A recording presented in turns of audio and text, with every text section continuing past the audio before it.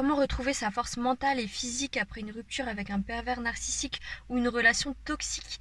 Je suis restée 10 ans avec un pervers narcissique et ça fait 3 ans que je travaille énormément sur moi pour retrouver une vie pleine de joie, de liberté et d'amour également, revenir à un état de bien-être tout simplement et arrêter ce cycle de négativité autour de moi. Je vais vous donner 3 conseils pour évoluer dans votre vie, arrêter ces schémas négatifs et tout simplement retrouver la joie de vivre, votre essence même et ce pourquoi vous êtes là sur Terre. Regardez bien jusqu'à la fin, je vais vous donner vraiment les 3 conseils qui m'ont permis d'aborder la vie différemment et de retrouver mon essence, ma joie de vivre après tout ce chaos dans ma vie.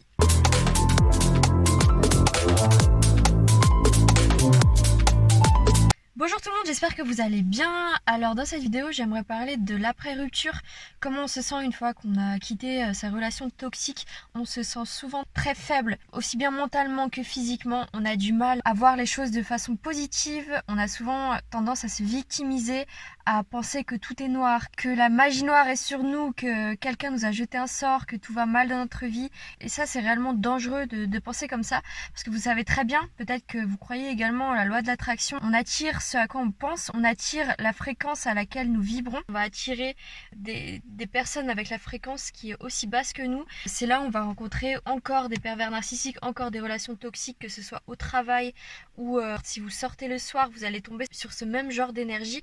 Et il est absolument primordial de remonter vos vibrations pour attirer les bonnes personnes et enfin sortir de ce cercle toxique. Avant tout, si vous aimez ces vidéos, s'il vous plaît, abonnez-vous. Je fais des vidéos chaque jour pour vous donner un maximum de conseils. Il faut absolument que vous soyez au courant de la suite.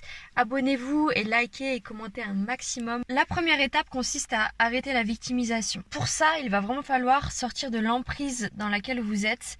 Et je connais très bien cette emprise puisque je suis restée moi aussi également 10 ans avec un pervers narcissique.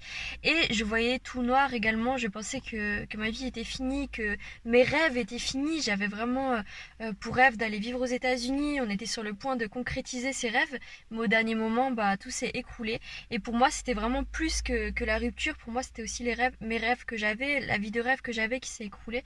Et ça a été dur de sortir de cette victimisation parce que justement, je pensais que tout était fini, tout s'arrêtait là. Et c'est dans les moments comme celui-ci que il faut se rappeler qui on était avant d'avoir connu cette personne. Pour mon cas, ça a été mon premier amour, je l'ai rencontré à 15 ans. Peu importe à quel moment vous l'avez rencontré, que ce soit à 15 ans ou plus tard, l'important c'est quelle joie vous ressentiez en vous, quel était votre moteur. Est-ce que votre moteur c'était comme moi, la joie, le rire? Je faisais beaucoup rire les gens, j'étais animée par le fait de sourire. Et oui, c'est quelque chose que j'ai perdu avec le temps. Évidemment, la vie n'est plus la même, mais je pense qu'on a toujours en nous cet enfant intérieur qui veut vraiment retrouver cette plénitude, cette joie de vivre, cette légèreté qu'on peut oublier après une relation toxique, et c'est ce qui nous met dans cette victimisation, le fait de perdre justement cette légèreté de la vie, de perdre cette joie de vivre, de perdre ce pourquoi on vivait, de perdre notre moteur. Il faut vraiment retrouver cette essence que vous avez en vous et que peut-être les pervers narcissiques vous a fait perdre, ou peut-être que c'est la vie qui vous a fait perdre cette essence. En tout cas, vous voyez peut-être de quoi je parle, mais si la vie nous paraît trop noire, trop morose, trop triste, c'est parce qu'on a oublié cette essence.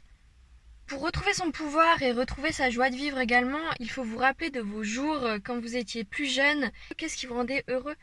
Pour ma part, je me suis souvenue de quand j'étais petite et que j'avais simplement le plaisir de prendre mon petit déjeuner devant des dessins animés et de ressentir cette liberté en fait, le fait de ne pas avoir de soucis, de ne pas avoir de choses à gérer. Et durant quelques jours, je me suis refait ce schéma-là. Je me levais plus tôt que d'habitude et j'allumais les dessins animés devant un bon petit déjeuner. J'ai acheté des choses que je mangeais quand j'étais petite et j'ai vraiment ressenti ce que je ressentais quand j'étais petite. Le but, c'est de se souvenir des petits moments qui ont l'air insouciants, qui avaient l'air insouciants et qui nous rappellent notre essence, qui nous rappellent pourquoi on aimait vivre, pourquoi on aimait être sur Terre, pour ces petits moments-là de la vie de tous les jours. Prendre un petit déjeuner devant des dessins animés ou devant un bon film, manger des choses qui nous font plaisir. Oui, c'est important de faire un régime, de manger sans gluten, sans glucose, oui tout à fait, mais il faut retrouver cette essence. Parce qu'on a vraiment tendance à la perdre une fois que l'on grandit, que l'on vieillit, qu'on a des problèmes, que l'on rencontre des gens qui ne sont pas forcément sains pour nous.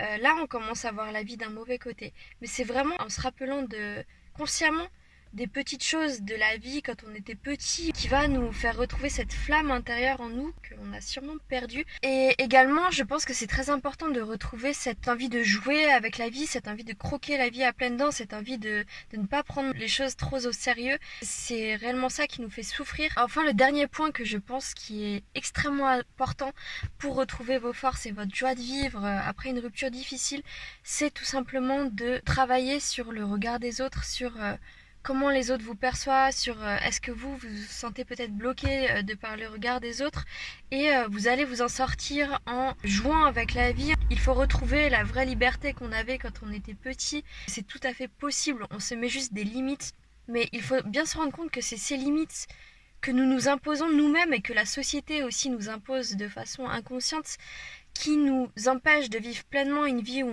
on peut se sentir libre et où on se permettrait de choisir des bonnes personnes pour nous également. Parce que oui, tout ça fait que on se restreint, on se met nous-mêmes des barrières parce qu'on a peur de comment les gens vont nous voir. Et c'est ça qui va nous pousser à être avec des gens avec qui on n'est pas forcément bien, juste pour bien paraître, parce que peut-être cette personne nous apporte également un certain statut, ou peut-être que cette personne nous apporte une certaine image que l'on voulait aussi, une image à laquelle on tenait. C'est des questions qui sont importantes à se poser. Vraiment, le plus important pour vous, pour retrouver une certaine joie de vivre, un certain équilibre, une certaine légèreté, c'est de ne pas oublier votre âme d'enfant, de la refaire vivre également. Et il faut combattre le mal par le mal. Pour ma part, ça a été de faire des vidéos, déjà des vidéos parce que j'ai très rarement l'occasion d'exprimer ce que je ressens à mon entourage. D'ailleurs, je pense que je dis plus ici sur ma chaîne YouTube qu'à mes amis, à mes proches, à ma famille. Donc oui, ça a été inconfortable pour moi au début, surtout que j'ai commencé à faire des vidéos où j'étais pas maquillée, alors que vous pouvez très bien voir sur mes réseaux que je suis pas du tout comme ça dans la vraie vie, et c'est vraiment un travail que je fais en ce moment. Je combats le mal avec le mal parce que ça me rendait mal de ne pas être authentique, de ne pas parler de façon authentique également. Et c'était vraiment une image de moi qui me faisait souffrir. Donc pour avancer, j'ai beaucoup travaillé sur ça, sur le fait que je voulais devenir authentique, que je voulais parler ma vérité. Et oui, ça a été inconfortable au début, mais ça commence à payer parce que vous êtes là avec moi. Je commence à récolter des fruits de ce travail, de cet effort que ça m'a pris de parler de façon authentique et de ne rien avoir à cacher tout simplement. Donc c'est le même cheminement que vous devriez penser pour guérir et retrouver toute votre force après une rupture avec un pervers narcissique. Encore une fois, je suis passée par là, donc je connais vraiment la situation dans laquelle vous êtes. Et je pense que c'est important d'écouter des gens qui ont été également dans la même situation, parce que je peux vraiment vous aider à passer au-delà. Je commence à réussir également à passer au-delà de toute la négativité que j'ai pu ressentir durant ces 3 ans de rupture et de détox aussi avec la négativité et du pervers narcissique et toutes les relations toxiques. Donc voilà, n'hésitez pas à vous abonner pour voir les prochaines vidéos et prenez soin de vous et je vous fais de gros bisous.